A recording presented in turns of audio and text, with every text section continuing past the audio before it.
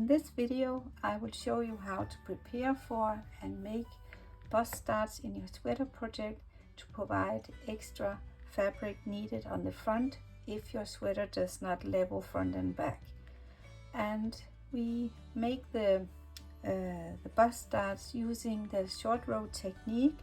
So we make a trapezoidal wedge here on the front, where we start with a certain number of stitches, and then we keep increasing the number of stitches before the turns until we have this trapezoidal shape.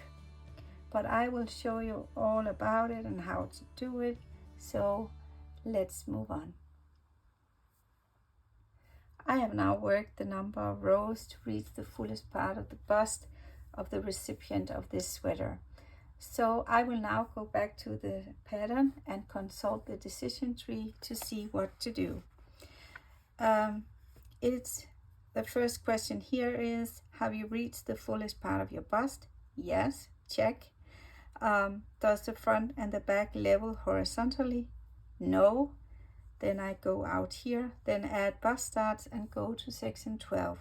Okay, will do. So we are now back in section 12, bust shaping option, and here we will find information on how to move on. So first of all, as I've said a couple of times now, try on the sweater. If your recipient is not nearby, then have the measurement sent, or you can apply some rule of thumb, because we look here at the underarm. So if you have a cup size of around A and B, then it's around 2.5 centimeters and 1 inch of a distance before you should start the bust starts. And if you have larger sized bust, this distance will increase, and in this pattern it offers a distance of 3 inches before starting the bust starts. And the limit on doing bust starts is given by the circumference of the sweater, because it is important that we only do the turns until 1/4 of the sweater width here, because if we move too close to the apex, that's simply not a good idea. So we want to make sure that the bust starts end before the apex.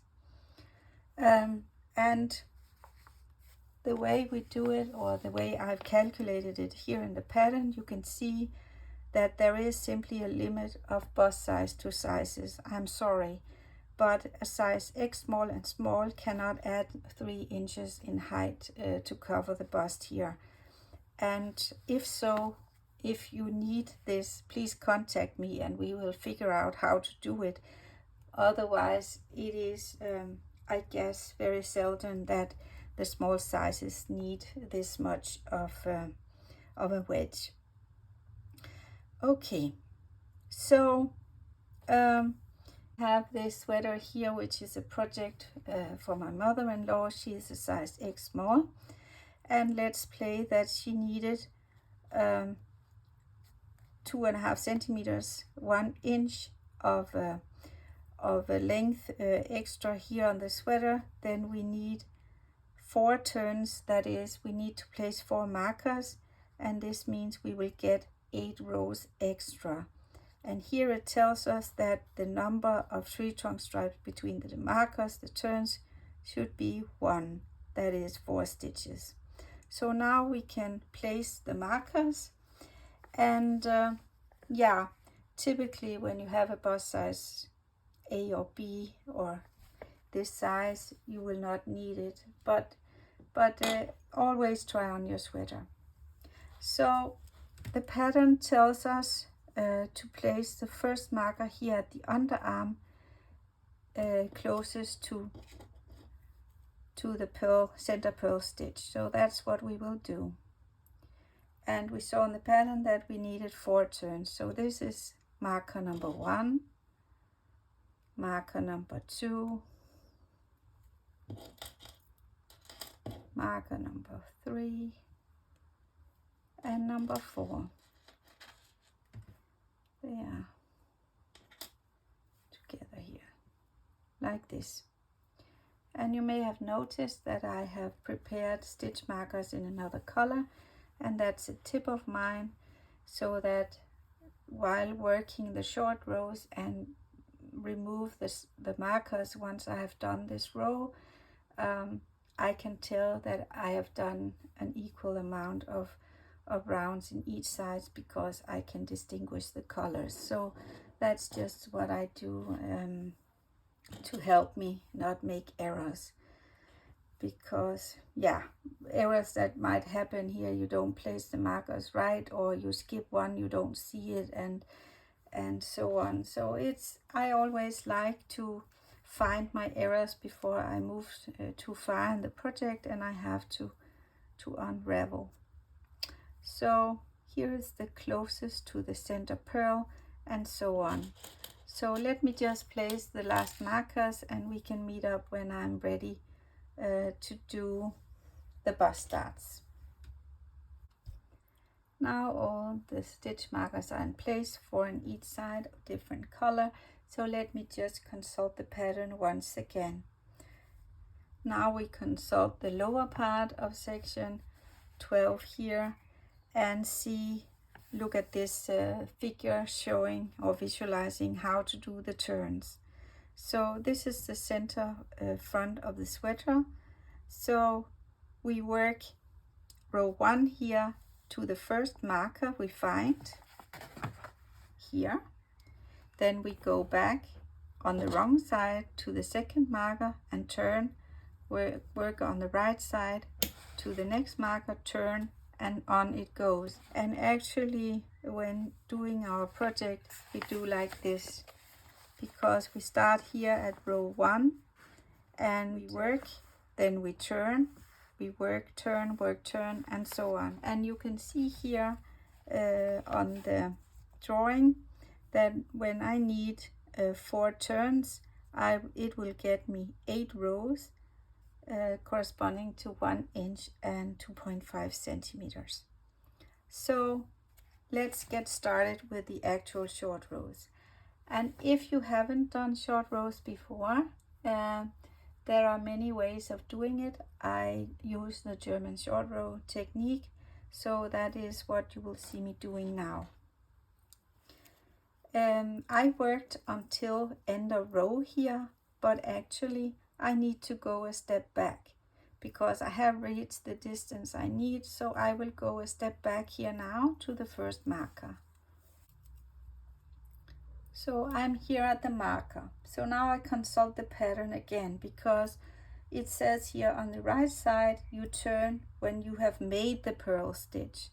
So actually I do the purl and place the marker, and then I turn. So now I turn the work to continue on the wrong side.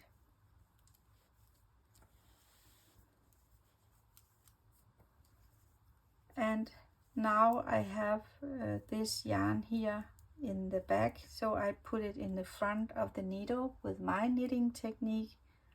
I slip the stitch, so now there are kind of 2 legs around the right hand needle, and I pull rather tightly, not too tight, because if you pull it too tight the stitch behind it will look looser, and then you can see the turn. So it is quite of a balance not to pull too much and not too little. So you have to feel your way and look at your work on how it's most invisible. And then you just keep on knitting according to pattern, or work according to pattern, until you reach the other stitch marker. So let's see, it is over here. So now I will work my way over here so that you can see what I do on the left turn. I have now reached the first marker here on the wrong side, and I will consult the pattern again to see what to do. And it says on the wrong side, you turn when you have worked the knit stitch. So I purl this one, because I should have placed the marker on the other side, but I knit the stitch, I place the marker back, because when I then come to this point on the next turn here on the wrong side, I will remove it. But until now I keep it here so that I can see that this is where I turned if it should appear invisible to me. So now again I have the stitch here. I place the yarn in front of the needle and I slip the stitch and I pull again, not too tight, not too loose. So I will repeat myself, but it is important. If you pull too hard here to avoid it to be seen, it will be seen, but over here at the other stitch, because this will seem looser because this is so tight.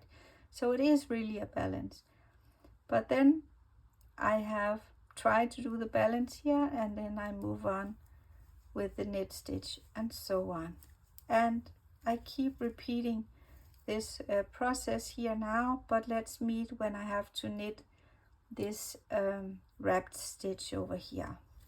I'm now here at my first turn, the first of the 4 markers here, and I will purl this wrapped stitch. There you go. And you can see here, now we start to make kind of an angle where we do the bust starts, but they should be fairly invisible. However, we will see the angle because this is the whole idea around bust starts. So now I can remove this one and I move on to the second marker. And we recall that when consulting the pattern that we make the turn when we have made the purl stitch. So I just make the purl stitch here. I place the marker again. I could have just placed them in the right order in the first place, but yeah, it turned out like this.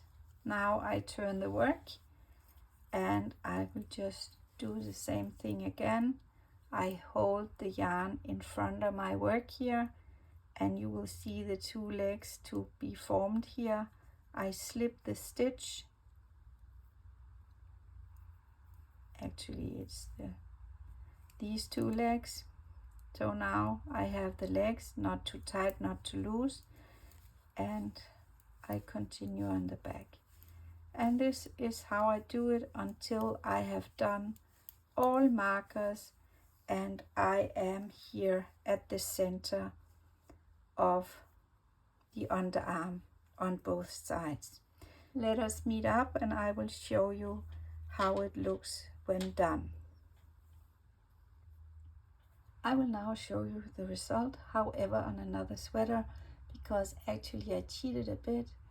I should have turned no in the decision chart on the particular sweater because the recipient does not need bust starts, but I did it to show you how to place the markers. But let's look at this one. You can see the angle here that I did. So this is the top of the sweater and this is the bottom hem. So here this corresponds to a wedge of 6.25 centimeters or 2.5 inches. Let's try to have a closer look, if you can, in this dark navy blue, because if you're very picky, and sometimes we are as knitters, you will see that I succeeded quite well in not tightening the purl stitch here too much. And actually here this seems a bit looser because I got to tighten it a bit too much. But guess what? I think it's only us knitters who sees it. The others won't. But you can see here it's hardly seen in the first one, so I don't know if I became too distracted by something, but something a little bit happened here. But all in all, I'm very pleased with the result. So if when making these bust starts it is a bit tricky for you and you may need help, please don't hesitate to contact me on my Gmail. It is written below in the description box, and I will try to help you as best as I can. But let's see what's up next. So we will go back to section 9 to see here. We added the bust starts, yes. So it says here, do you want to apply waist shaping? No, then keep knitting. Yes, then go to section 13, or no, do you want A-line shaping, or have you reached the fullest part of your tummy? So the next episode coming up will be how to do the waist shaping, the hourglass shaping. So until then, Roger and Ova from Inge's Knitting Lab, color me happy. Bye bye.